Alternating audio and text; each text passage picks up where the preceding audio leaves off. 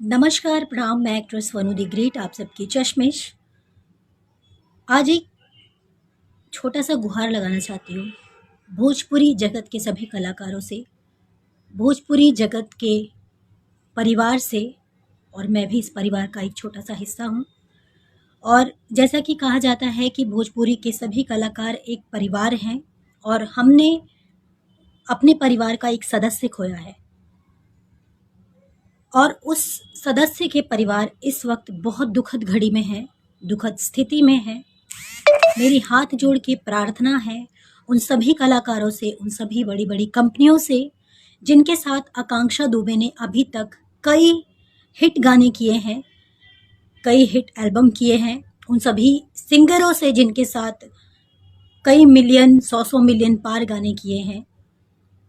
आज इस दुखद स्थिति में उन सबको आगे आकर आकांक्षा दुबे के परिवार को मदद करना चाहिए, श्रद्धांजलि के रूप में, सहानुभूति के रूप में।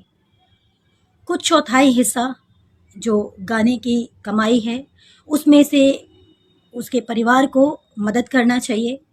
ये मेरा एक छोटा सा आग्रह, विनती, गुहार है, एक आर्टिस्ट होने के नाते, एक इंसानियत के नाते। और मुझसे जो बन पड़ेगा मैं भी मदद करूँगी। धन्यवाद।